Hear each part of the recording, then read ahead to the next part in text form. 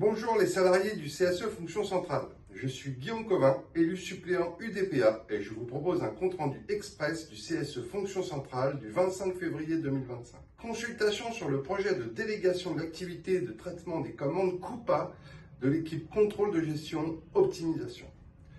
Sur le projet d'externalisation des activités de l'équipe Frais Généraux d'Isnoville vers une entité Axago Maroc, vos élus UDPA ont rendu un avis défavorable.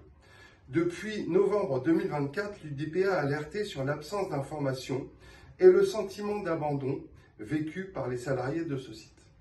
Nous regrettons de voir aujourd'hui cette activité partir au Maroc sans considération de l'impact humain, social, sociétal et environnemental. Information sur un projet d'ajustement d'organisation au sein du Data Office, périmètre IA Factory. Le projet consiste à créer 6 équipes pilotées chacune par un manager à partir de l'équipe actuelle. Chacune de ces équipes serait rattachée au responsable de l'IA Factory afin de mettre en place du management de proximité et accompagner les collaborateurs. Ainsi, 4 équipes seront dédiées au programme de Nadia et 2 équipes transversales pour la gestion des socles et pour l'accompagnement des équipes.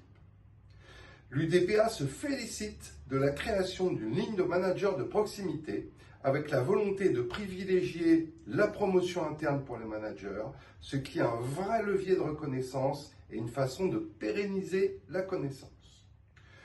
Toutefois, l'UDPA s'est inquiété au sujet de la maîtrise des coûts et de l'empreinte carbone liée à l'augmentation de l'usage de l'IA générative dans les parcours utilisateurs. La direction de la data a indiqué qu'une gouvernance et une construction frugale by design permettront de répondre aux exigences RSE.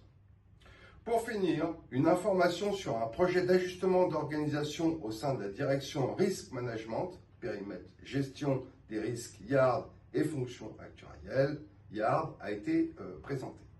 Le projet consiste à intégrer au RMF YARD la calibration du STEC réassurance du département AIP et à la création de 3 nouveaux pôles, donc capital et optimisation, provision technique et climatique et réassurance. Pour chaque pôle, un responsable sera identifié. À noter qu'il s'agit d'experts et non de managers.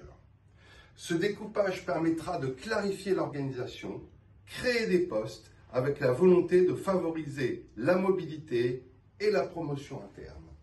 Il est indiqué que cet ajustement d'organisation n'aurait pas d'impact sur les activités de souscription, business support et coordination de la fonction actuarielle. L'UDPA tient à rappeler à la direction que les changements de rattachement, même sans impact de l'activité, induisent souvent une charge mentale supplémentaire qui est souvent négligée par le management. Voilà, c'est tout pour aujourd'hui. Bonne journée et rendez-vous au prochain CSE.